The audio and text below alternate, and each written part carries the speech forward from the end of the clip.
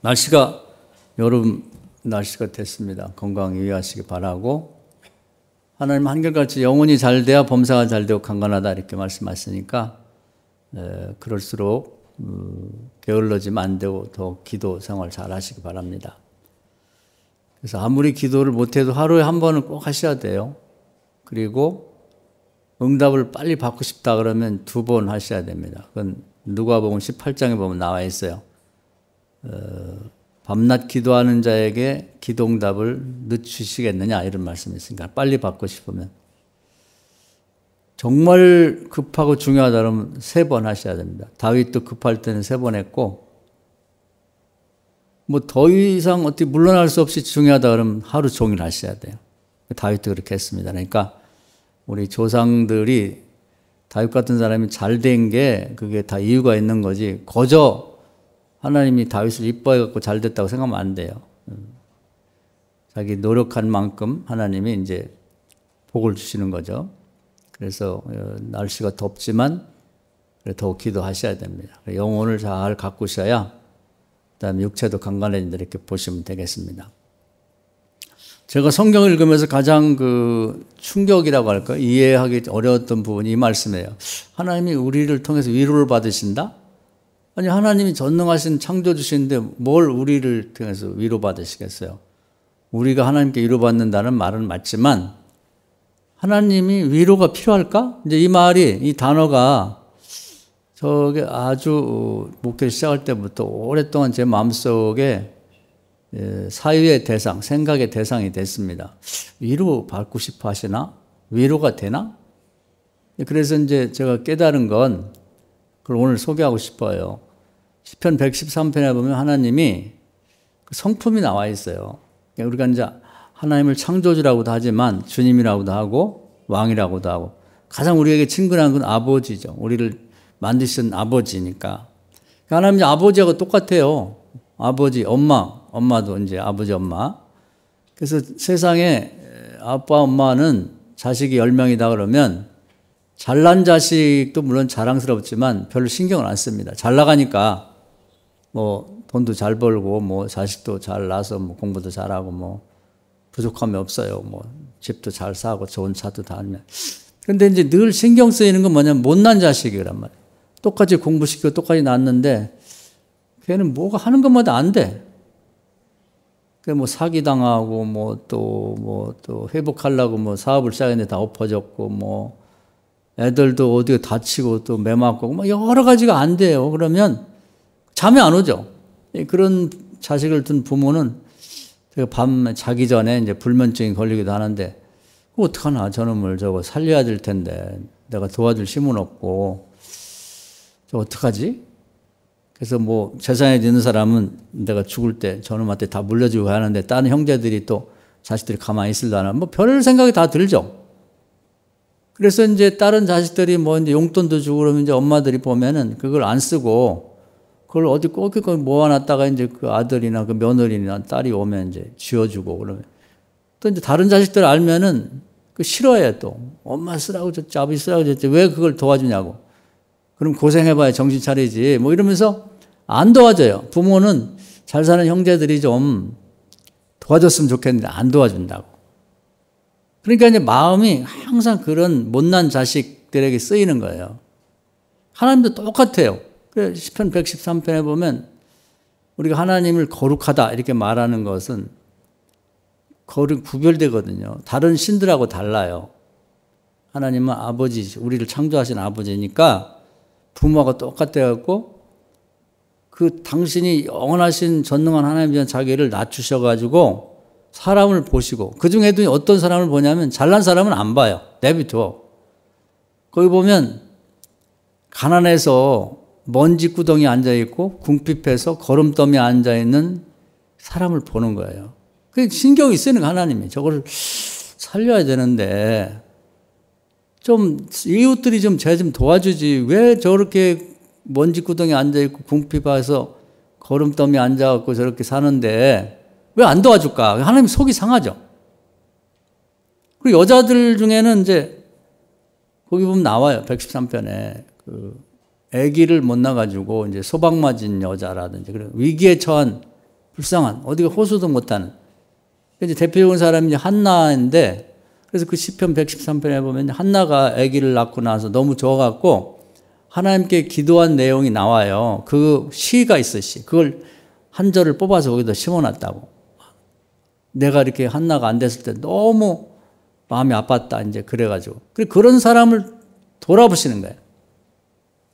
근데 여기서 중요한 게 있어요. 위로라는 말이 이해할 수 있는 게 있는데, 하나님이 직접 다 도와주질 않아요. 누군가 사람을 통해 도와준다고. 그래서 이제 그 사람이 마음을 이렇게 눈에 띄게 만들고 그 사람에게 소원을 줘가지고 그 주변의 형제나 뭐 인척이나 이웃이나 같은 교인이나 이렇게 봤을 때 좀 네가 도와주라 이 말이지. 눈에 띄는 건. 근데 우리는 냉정하게 아유 나도 어려운데 뭐 나중에 잘 살면 그때 도와주면 돼. 이렇게 해서 딱 거절한단 말이에요. 그때 하나님이 엄청 속이 상한 거예요. 그럼 마치 자식이 10명인데 다 잘 사는데 하나가 못 살면 좀 십시일반으로 이렇게 형제들이 도와서 하면 한 명 살릴 수 있거든요. 근데 좀 막내 좀 도와줘라. 도와주기는 뭐 쟤도 발만큼 다 배웠고 뭐 똑같은 자식인데 뭐 열심히 노력하면서 적골이 된 걸 왜 도와주냐고. 내비둬서 고생 좀 해야 정신 차리니까 내비두세요, 아버지. 아버지도 도와주지 마요. 아버지도 도와주지 말라는 그런 얘기 들으면 부모도 이제 자식들이 이렇게 장성하게 되면 함부로 말을 못 해요. 속이 상하지.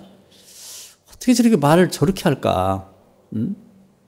그런 심정이 하나님이 똑같은 거예요. 그래서 하나님은 사람보다 더해. 사람의 부모도 이 자식들의 생각이 많지만 하나님은 더하단 말이죠. 누가복음 11장에 보면 그런 얘기가 나와요. 근데 육신의 부모들이 자식이 떡을 날라는데 돌을 이렇게 싸서 줘갖고 떡인지 알고 이게 먹다가 이빨이 부러지면 되겠어요? 돌을 줄 자가 어디 있느냐? 생선을 달라는데 뱀을 싸줄 자가 어디 있느냐? 너희 부모도 좋은 것을 줄 줄 아는데 하물며 하늘에 계신 하나님이 좋은 걸 주지 않겠냐? 이게 하나님 심정이거든요. 하나님이 잘해주고 싶은 거예요, 우리한테. 다 잘 살기를 바라죠.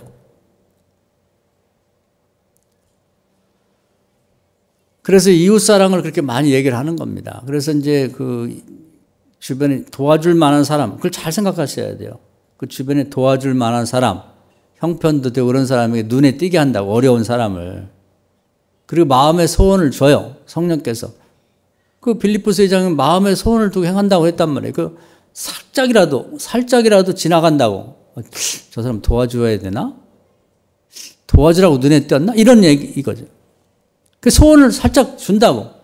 그러면 이제 영감이 있는 사람은 아, 하나님이 나보고 저 사람 도와주라는 뜻인가 보다. 그 도와준단 말이에요. 그럼 대부분은 살짝 스치고 지나가는 하나님이 준 소원을 무시해버린다고. 안 도와줘. 형제도 안 도와주고 이웃도 안 도와주고 같은 교인도 안 주고 아무도 안 도와줘요. 하나님 속이 상하지. 그러니까 하나님 사랑이 제일 크고 두 번째는 이웃 사랑이 제일 크다고 했는데 이웃을 내 몸처럼 사랑하는 그 말씀 끝에 그걸 이해시키려고 선한 사마리아 사람 얘기가 나와요. 그러니까 예루살렘에서 여리고로 내려가는 상인이 가서 물건을 잘 팔고 이제 기분 좋아 내려가다가 강도를 만났어요. 그래갖고 죽도록 매를 맞습니다. 그래서 막 안 뺏기려고 하다 보니까 매를 많이 맞아서 거반 다 죽게 되고 모든 그 돈도 뺏기고 그래 죽어간단 말이에요. 그러니까 하나님이 속이 상하잖아요. 그 당시 그 지역에서 그 시간대는 가장 불쌍한 사람이 매 맞은 사람이에요. 돈 뺏긴 것도 속상한데 매까지 맞았으니 뭐 견딜 수가 없잖아요. 그러니까 이제 속이 상해가지고 이제 그걸 구하려고 거기 사람들이 지나가게 만들어요. 첫 번째는 이제 제사장이 지나가게 눈에 띄게 만든다고. 제사장도 사람이니까 그걸 봤을 때는 자기도 뭐 제사장이 목사는 똑같은데 뭐 하나님 사랑하고 이웃 사랑하는 얘기를 많이 했을 거 아니에요? 설교도 하고 뭐 권면도 하고. 정작 자기가 딱 봤을 때 살짝 스치지 않았겠어요? 소원이. 저 도와줘야 되냐? 누가 도와줄 사람 없나? 나보고 도와란 건 그런 게 마음의 소원이 왔을 거라고. 근데 이 사람이 쓱 지나가 버려요. 나 말고 누가 오겠지 뭐 나하고만 상관이 있어. 그 보니까 자기는 뭐 제사장이니까 뭐 그럴듯하게 옷도 입고 다니는데 피투성이가 된 사람을 보니까 저 괜히 만지다가 뭐 내 옷도 다 버리면 어떡하고 뭐 좀 바쁜데 가다가 또 하나님 일도 해야 되는데 저거 귀찮아 저거 어떻게 데리고 가지? 쓱 지나간다면 대부분 사람이 이런 거예요. 저 그런 걸 볼 때 하나님이 엄청 속이 상하죠. 아니 명색이 제사장이라는 사람이 말로는 뭐 그럴듯하게 하나님 사랑 뭐 이웃 사랑 뭐 그렇게 번지르하게 얘기하는데 정작 자기가 눈앞에 그 왜 떴겠어요 눈에 왜 떴겠어요? 도우르는 거지. 쓱 지나간단 말이에요. 그 또 두 번째는 레위 사람이죠. 레위 사람 요즘 이제 장로와 비슷한 이제 그 성전에 주로 일을 하는 사람인데 가다 눈에 띄었단 말이에요. 왜 띄었겠어요? 도우라는 얘기지. 그 사람도 소원이 생겼을 거예요. 자기에게도 저 사람 도와야 되나? 저 내비두면 죽을 텐데? 쓱 지나간단 말이에요. 그리고 뭐 하나님이 속이 상한 거예요. 하나님이 다 하나님 자녀니까 뭐 10손가락 깨물어 안 아픈 손가락 없다고 잘 나가고 잘 돼서 재상도 되고 레위 지파 사람들, 레위 사람도 돼서 성전에서 주로 일하는 사람이 됐지만 그 사람 잘 나는 사람들이고 그 사람들이 좀 도와야지. 그 눈에 띄었는데 그냥 지나간단 말이에요. 하나님이 속이 확 상하죠. 아니 살만하고 잘 나간 사람들이 좀 도와하지 않나. 그래서 그런 때는 하나님이 속이 상한 거죠. 아버지로서. 그러다가 이제 그 사마리아 사람이 지나가는데 그 사람이 그걸 보더니 아유 이게 웬일이냐고 막 달려가서 그냥 이렇게 이 자기 옷 뭐 예루살렘으로 가려면 이제 그래도 우리 같으면 이제 시골에 살다가 서울 가려니까 좋은 옷을 갈아입고 갔는데 그 옷을 벗어서 얼른 그 사람을 감싸고 이 피기를 흘리면 사람이 춥습니다. 추워요. 여름에도 춥다고 덜덜 떠니까 자기 옷 버리고 이런 건 생각 없이 그냥 가서 비싼 옷 입고 제일 좋은 옷 입었는데 감싸고 그 사람을 자기가 타고 오던 나귀에다 태워갖고 주막까지 가서 일부 돈을 주면서 그럼 장사 미치는 수도 있죠. 이 사람 좀 돌봐주라고. 내가 급하게 예루살렘 갔다 돌아가면서 돈이 더 들면 또 내가 그 돈을 내가 부담할게요. 참 이게 이걸 하나님이 원하시는 거예요. 그러니까 하나님이 그 두 명이 이렇게 죽어가는 가장 불쌍한 사람을 보고 지나가는 걸 보고 속이 상했는데 하나님이 이제 이 사람을 만난 다음에 위로를 받으시는 거예요. 그래, 그거지. 네가 도와주니 고맙구나. 그게 위로라는 거예요. 하나님이 받는 위로가 그거예요. 그거 말고 하나님이 뭐 하나님 자신이 당신이 무슨 위로받을 게 뭐가 있겠어요? 하나님이 뭐 완전한 신이신데 뭐 재산이 없어요, 능력이 없어요, 뭐 권세가 없어요, 뭐가 없냐고. 위로받는 게 이거예요. 제가 이걸 깨달았을 때 이게 하나님 위로받는 것이 뜻이구나.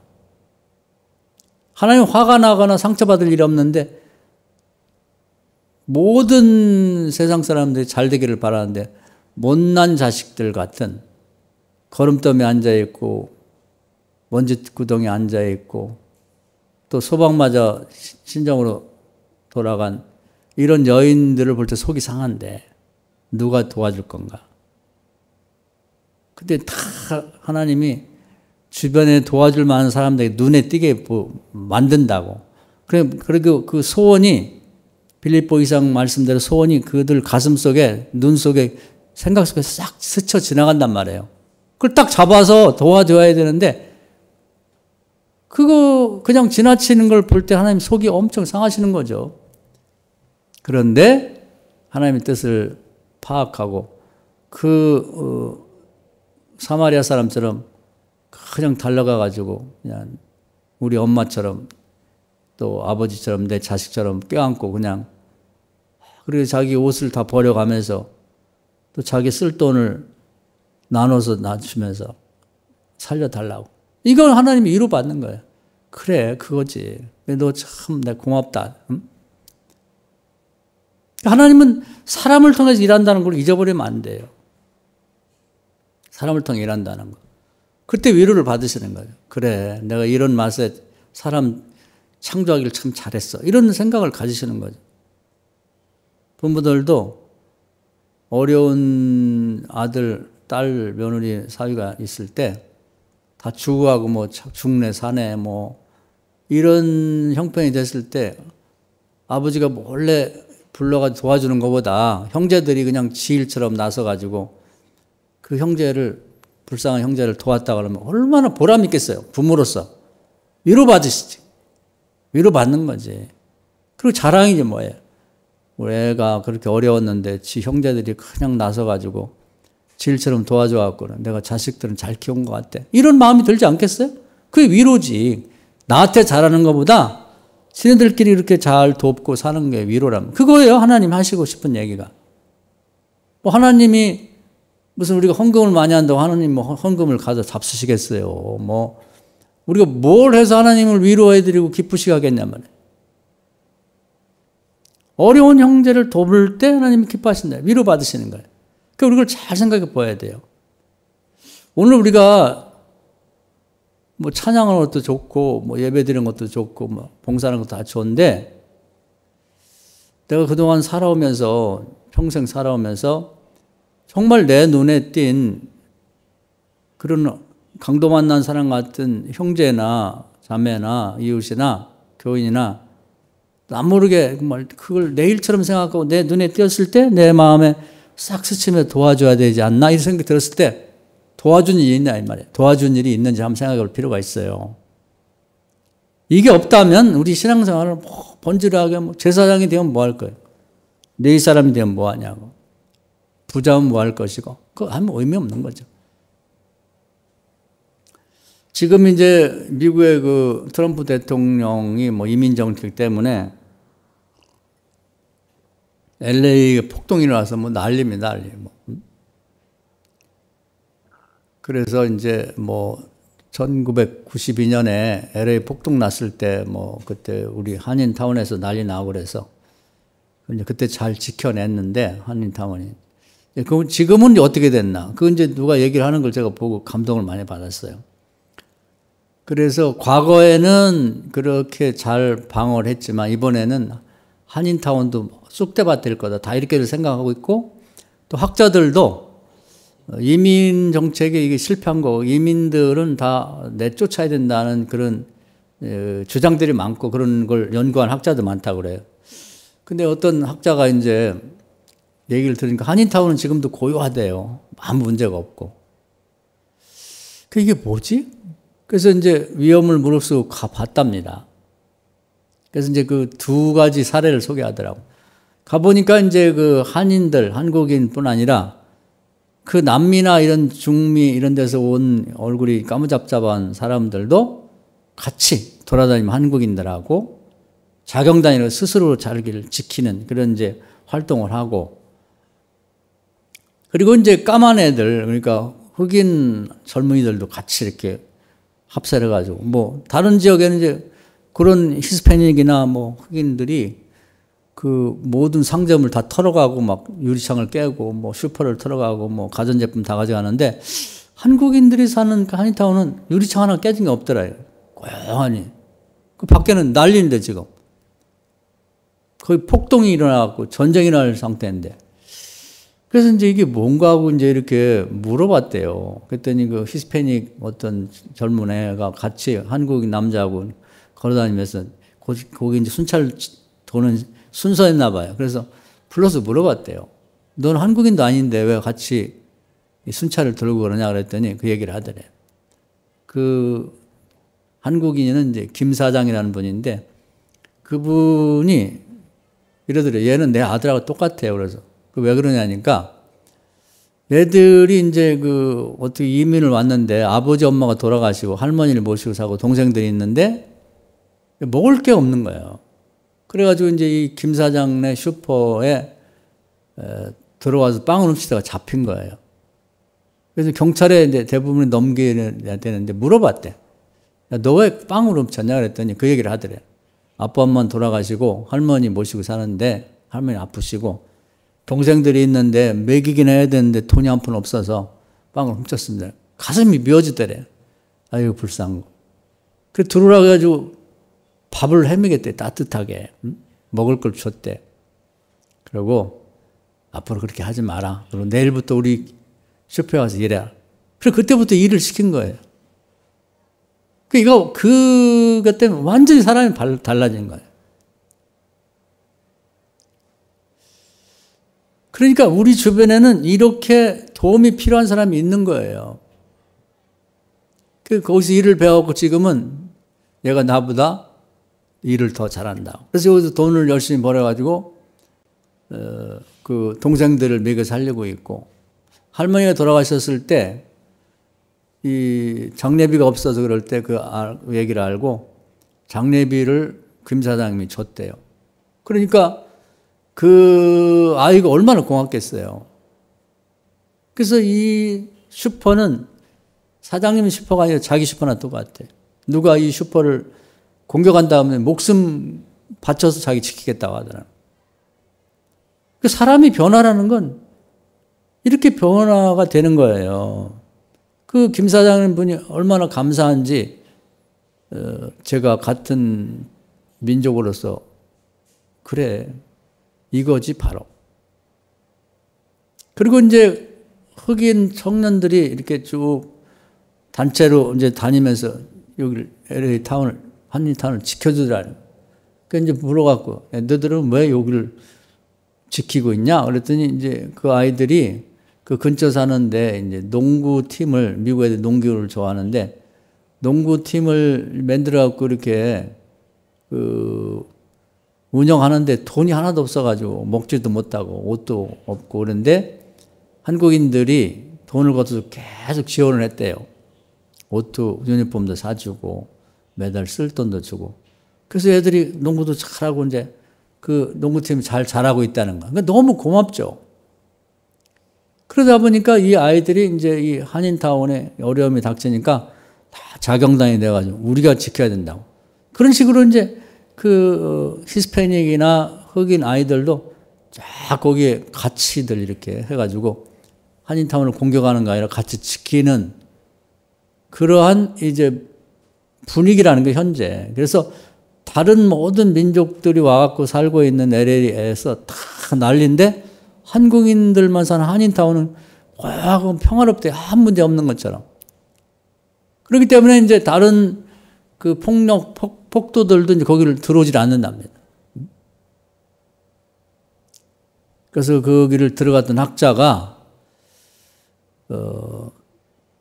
한국인의 이 관계 중심의 이러한 생각이 세상을 변화시킬 수 있다. 어려운 이웃을 그냥 지나치지 않고 도와주는 것. 이것이 세상을 안전하게 하고 평화롭게 하고 행복하게 하는 게 아니겠냐. 그래서 그게 옛날 얘기가 아니라 1992년에 있었던 그 30년 전의 얘기가 아니라 지금도 똑같은 일이 이루어지고 있다는 거예요. 그래서 그걸 이제 학자들이 모인 자리에서 이 사태를 어떻게 볼 건가. 그런데 대부분은 공격적인 그런 이제 발언들을 하고 이론을 내놓은 이 사람이 자기 경험한 김 사장 얘기가 거기에 빵 훔치러 왔던 얘기 아이를 소개하다 보니까 사람들이 마음이 많이 변화했다는 거예요. 정말 어떻게 대하냐에 따라서 사람은 100번 변할 수가 있다.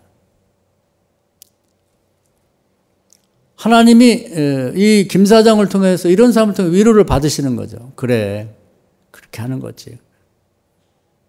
나눠 먹어야지. 도와줘야지. 살려줘야지.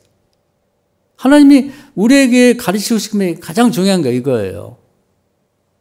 뭐 교회 다녀서 무슨 큰 능력을 받고 뭐 크게 성공하고 이런 것보다도 그렇게 제사장 되고 목사 되고 장로 되고 하면 뭐 하냐고.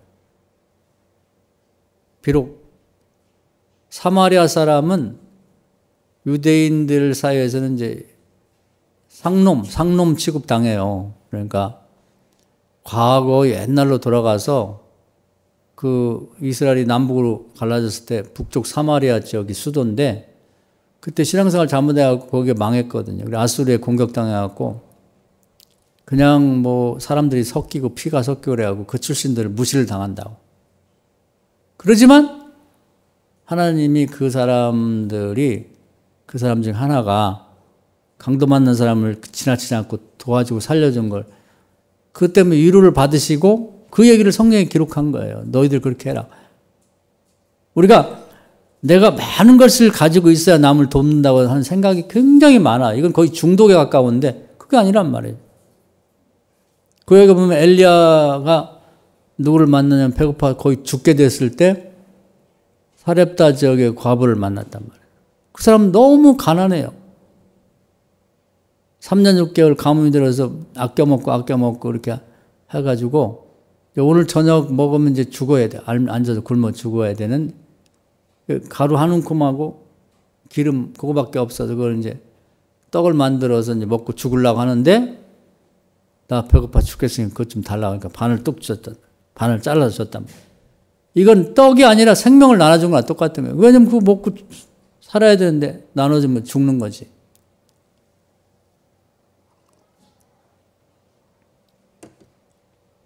있어서 나눠주고 있어서 살리는 게 아니에요. 근데 우리가 이건 얘기를 안 해도 되는 건데 사실은 그러면 죽느냐? 하나님이 위로를 받으세요. 그리고 사렙다 과부를 축복한다고. 그래서 그 다음에 3년 6개월 가뭄이 들어 죽게 되었을 때 쌀이 그 곡식가루가 떨어지지 않고 기름이 떨어지지 않았단 말이에요. 근데 우리 이제 믿음 없는 사람은 아니 곡식가루를 다 퍼먹으면 없는 거지. 어디서 생겨? 기름을 다 쏟았으면 없는 거지.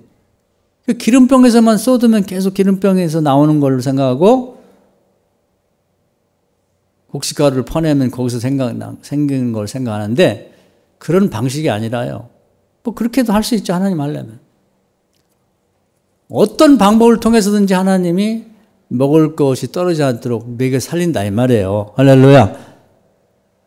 내가 하나님이 그 위로를 받으셨네. 특히 그 엘리야 같이 귀한 사람, 그 먹을 것이 없고 위험해갖고 이리 도망가고 저리 도망가는 그 사람을 그렇게 먹여 살렸는데 자기도 먹을 것이 없는데 그 생명 같은 떡을 떼서 먹였는데 하나님이 가만히 계시겠냐 말이에요. 어떤 방법을 통해서든지 하나님이 살린다니까요. 도와준다니까. 그리고 그 집 아들이 이제 어떻게 잘못되어 죽었어요. 근데 엘리야가 살려냈잖아. 그런 집 자식은 죽질 않아. 사고를 만나도 하나님 살린다니까요. 할렐루야. 그런 일을 해놔야지 기도도 해도 힘이 있는 거지. 자기는 뭐 남 죽어갈 때 눈에 띄고 그냥 눈에 밟히고 그냥 눈에 소원을 지어도 아이 나 몰라라. 그런 사람이 하나님 앞에 뭐 자기 자식 잘못되고 할 때 그냥 물론 기도 안 하는 건 낫지. 그러나 그런 사람 기도가 오래 걸려요. 그러나 엘리야 같은 사람, 굶어 죽어가는 사람들 자기도 부족한데 그걸 떼서 먹여서 살리는 그렇게 하면 하나님이 그 사람을 살리죠. 그 사람 자식이 그런 집 자식은 잘못될 수가 없고 죽어도 산다니까. 죽어도 살려요. 반드시 살려주시 하나님이. 그러니까 우리가 평소에 이걸 나중을 생각하지 말고 없더라도 없어도 우리 떡 오늘 먹고 죽을 그 정도 없는 사람 없어요. 우리 대한민국에 가난하다 힘들다 그래도 집에 보면 차도 한 대씩 있고 그냥 냉장 보면 음식이 남아서 돌아가지 우리나라는. 그리고 뭐 배 나와서 살찐다 먹을 게 없어요? 거짓말이지. 이 사렙다 과부보다 먹을 게 없는 사람은 없어. 마음이 없는 거예요. 마음이. 그래서 하나님이 속상해.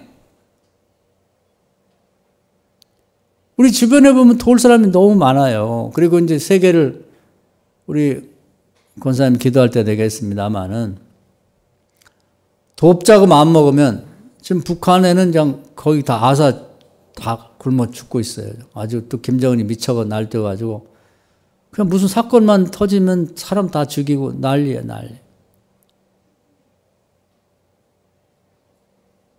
러시아 우크라이나 전쟁도 그렇고 또 중국도 보니까 지금 뭐 엄청난 비가 오고 그냥 물난리에다 무슨 태풍 불고 뭐 난리고 아마 이제 일본도 이제 한 달 안 남았는 것 같아요. 7월 달에 무슨 일이 있다고 그러는데 거기도 엄청난 이제 불쌍한 사람들이 생길 거예요. 우리가 돌아보면 우리가 참 요즘에 가끔 저도 뭐 외식도 하고 뭐 이렇게 대접도 받고 뭐 그럽니다만은 음식이 너무 비싸요. 먹어도 늘 죄송한 마음이 많아. 요즘에 뭐 결혼식 때 뷔페를 가보면 8만 원, 7만 원짜리 8만 원이래. 어우, 그 밥 몇 개 조금 먹는데 이렇게 먹어도 되나 싶을 정도로 굶어 죽는 사람이 부지기수인데 전 세계 절반이 하루 한 끼를 못 먹는다는 거예요. 3끼 먹는 사람은 100명 중에 16명밖에 안 된다는데 우리 너무 잘 먹어서 좀 죄송한 거죠. 뭔가 좀 나 잘 먹는 것만 생각지 말고 남보다 더 좋은 차 타고 더 넓은 집 살고 더 많이 저축해 놓을 거 생각하는 게 아니라 내 눈에 뭐 모든 사람을 다 도울 수는 없죠. 어떻게 다 도와요?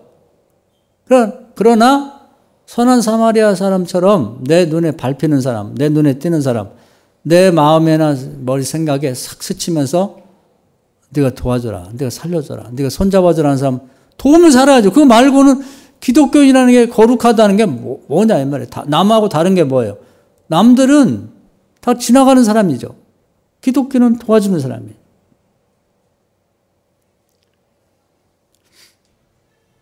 그런 걸 우리가 배우고 그런 사람을 존중할 줄 알아야 돼요. 그게 하나님 마음이에요. 그런 사람을 통해 하나님 위로받으시는 거죠.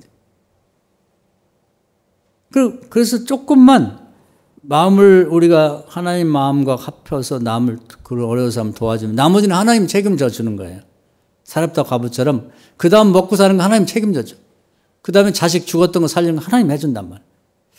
이걸 하셔야 돼요. 이게 복받는 비결이에요. 딴 것보다. 하나님 위로받으신다. 그런 사람을 통해서. 하나님 혼자 직접 하진 않아요. 우리를 통해서 하고 싶은 거지. 이 동역자라는 그거지. 동역자. 전에도 한번 소개했는데 제가 근세에 가장 감동받은 얘기는 그 김수미라는 분이 그 전원일기에 돌아가셨죠. 그분이 이제 목사 딸인데 그 양반이 이제 교회 다니고 그랬었는데 그 어떻게 남편이 사업하다 이제 다 망했다고 그래요. 그래서 빚을 많이 졌는데 그 빚을 갚으려고 뭐 그냥 여러 가지 일하면서 했는데 돈을 꿔도 잘 뭐 안 꿔주고 해가지고 힘들었다고 그래요. 근데 이제 그 같이 연기 오랫동안 했던 김혜자라는 분이 참 대단한 것 같아요. 그 사실 알고 불렀다는 거예요. 그러면서 이제 언니 동생 하는데 수미야 너 여기저기 다니면서 아신소리 하지 말고 이걸로 빚 다 갚아. 그러면서 그동안 자기가 따로 모아놨던 그런 이제 통장하고 인감 도장을 줬다는 거예요. 다 빚을 갚고 남을 만큼 들어있는 돈. 그러면서 나는 이 돈 없어도 살아. 그러니까 이 돈 안 갚아도 돼. 그 양반은 그 한 가지로서 이 땅에 태어나서 산 가치가 있는 것 같아. 그 얘기를 들었을 때 쉽지 않아요. 돈 많다고 하는 게 아니야. 마음에 소원이 딱 왔겠죠. 이거 내가 도와야겠다. 그걸 거절하지 않은 거죠. 그 선한 사마리아 사람이 그런 거예요. 20년이 넘게 같이 연기 생활하고 그냥 언니 동생하고 지냈는데 그럼 뭐 하냐고. 그렇게 할 줄 모르면 아무 의미가 없는 거죠. 그래서 빚을 다 갚고 그 언니가 갚으라고 하지 않았지만 다 자기 빚 청산한 다음에 열심히 노력해 빚 다 갚았다고 하더라고. 언니 돈을. 그 김혜자 씨라는 분이 그래서 국민 엄마라고 하는 게 괜히 엄마가 아니죠. 진짜 엄마 같은 분이죠. 그런 얘기 처음 들어봤어요.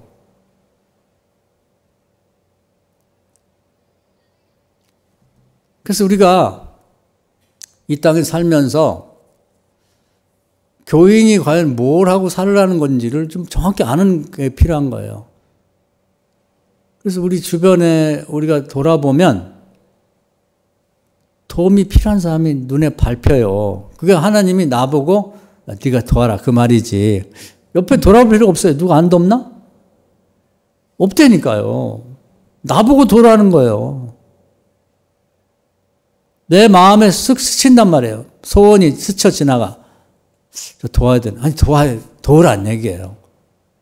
그때 하나님이 아멘하고 도와주면 위로를 받으시는 게 그래. 그렇게 사는 거야. 하나님도 하늘 높은 데 계시지만 자기를 낮춰서 세상에 잘난 사람 많잖아요. 부모가 잘난 자식 관심이 없듯이 하나님도 관심이 없어요. 우리는 그런 사람 뭐 교회도 그런 사람이 오면 아우 대단하다고 자랑스러운데 하나님 자랑할 가능성도 없어요. 하나님 관심은 못난 자식, 먼지더미에 앉아있고 궁핍해서 거름더미에 앉아있는 그 사람에게 눈이 간다고. 아버지니까. 그 누가 도와주기를 바래요. 그럼 도와서 내가 흉내만 내도 나머지는 하나님 책임져 준다고. 나보고 다 그냥 뭐 죽을 때까지 먹여 살리라는 게 아니지. LA의 김 사장도 마찬가지예요. 밥 한 끼 그거 얼마나 가겠어요. 응?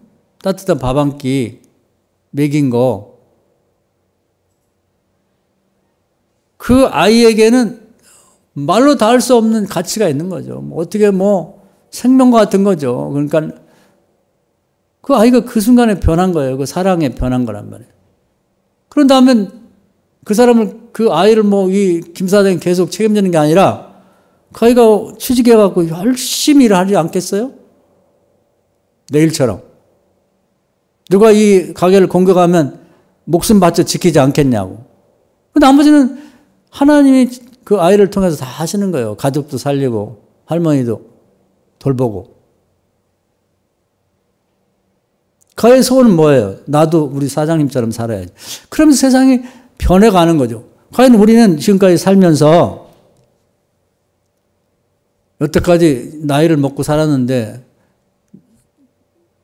그동안 돈도 벌어보고 다 기회도 있었는데 그렇게 남을 도와준 일이 있는가? 아무 대가 없이 정말 배고픈 사람의 밥이라도 따뜻하게 한번 사준 일이 있는가를 한번 생각할 필요가 있습니다. 그렇게 안 했으면 하나님을 속상해하는 사람이에요. 속상하게 만드는 교인들이에요. 우리가. 남이 하겠지.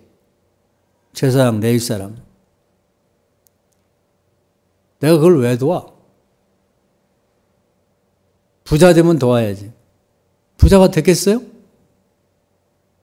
하나님 먹고 살만한데, 밥 세끼 먹고 살만한데 얼마나 더 부자가 되게. 하나님 절대 그렇게 하시지 않아요. 속상하기 뿐이지. 아유, 좀 도와주지. 그래서 우리는 딴 생각하지 말고 계속 도와주는 것만 생각하고 살면 나머지는 하나님이 흔들어 넘치고 대받게 한단 말이에요. 나는 도와주는 걸 딱 끊어버리고 나부터 잘 살아야지 악착같이 모아지지를 않아요. 나눠줘야 모아진다니까.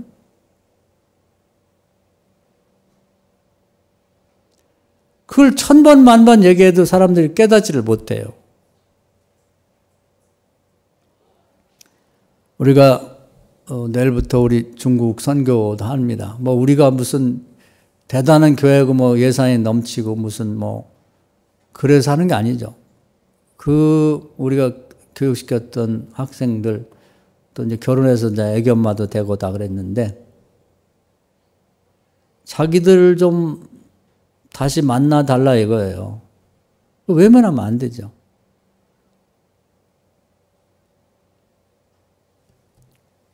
그런 마음으로 사랑하는 마음으로 가서 돌보고 하는 거죠. 또 가르친다고 해서 뭐 우리가 뭐 대단한 걸 뭘 가르치겠어요. 그들을 불러서 따뜻하게 밥이라도 함께 먹이고 손잡아주고 격려하고. 지금 중국도 어렵습니다. 나라가 지금. 뭐 지금 이제 시진핑이 물러나게 되고 뭐 왕양인가 하는 사람이 이제 다음 주석 자리나 이런 사람이 올 거라. 거기서 이름까지 나오고 있으니까. 그래서 굉장히 어려운데 중국의 미래는 중국에 있는 기독교인에게 달린 거예요. 그들이 어떤 태도를 취하고 어떻게 하느냐에 따라 달린다. 그래서 이번에 몇 명 안 되지만 한 15명 중국의 젊은 그 교사들이 올 텐데 이들에게 굉장히 사명감을 심어서 기도하게 만들고 중국이 뭐 15억이지만 15억이 다 한꺼번에 변화되는 게 아니죠. 15명만 해도 돼요. 15명만 해도 된다고. 그 중에 다 15명 다 아니라도 한 명만 해도 된다고. 엘리야 시대는 엘리야 한 사람이 기도해서 나라가 변했어요.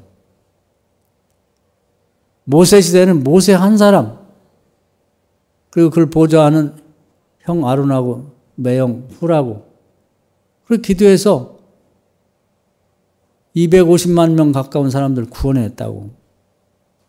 많은 사람이 필요한 게 아니에요. 그래서 우리도 형편은 넉넉하지 않지만 우리 도움을 요구하고 우리 손을 잡아달라고 하는 사람들 뿌리치지 않고 이번에 우리 교회가 앞장서서 중국인들 초청해서 이렇게 교육하게 된 게 얼마나 감사한지 너무 감사한 일이고, 우리 교인들이 열심히 또 어려운 가운데도 그 정말 사렙다 과부가 이렇게 떡을 반 떼어서 주듯이 최선을 다해서 헌금도 해주고 그래서 너무 감사하고, 또 생각지 않게 요구하지 않은데도 여기저기서 또 이렇게 헌금을 보내줘서 너무 감사하고, 이게 다 하나님 은혜라고 생각합니다. 여러분에게도 감사하게 생각하고, 또 우리에게 좀 우리같이 보잘것없고 부족한 사람들에게 이제 도와달라고 오죽하면 손 내밀었을까 하는 생각을 갖고 그들을 외면하지 않고 손 잡을 수 있어서 너무 감사하고, 그저 하나님께 감사하고, 또 이 일을 위해서 우리 김장로님 비롯해서 스태프들이 바쁜 일정을 쪼개서 헌신하게 돼서 너무 감사하고 그렇습니다. 하나님께 영광을 드리며 박수 한번 합시다. 자, 잘 되리라고 믿고요. 기도합시다. 하나님, 오늘도 귀한 말씀 내주셔서 감사합니다. 우리가 하나님의 뜻을 외면하지 않고 우리의 도움을 요청하는 사람들에게 손 내밀어 그들을 구원하고 살리니 앞장서게 하시고, 우리 이번에 중국 선교하는 일도 이런 차원에서 하고 있사오니 하나님께서 기뻐 받아 주옵소서. 모든 행사가 성령의 은혜 안에서 잘 이루어지도록 주님 역사해 주시고, 수고하는 모든 사람들을 기억하시고 복 주시며, 또 우리 교인들도 열심히 헌신하고 헌금해 싸우니 그 노고를 기억하시고 복 내려 주옵소서. 축복함 예수님의 이름으로 기도하옵나이다. 아멘.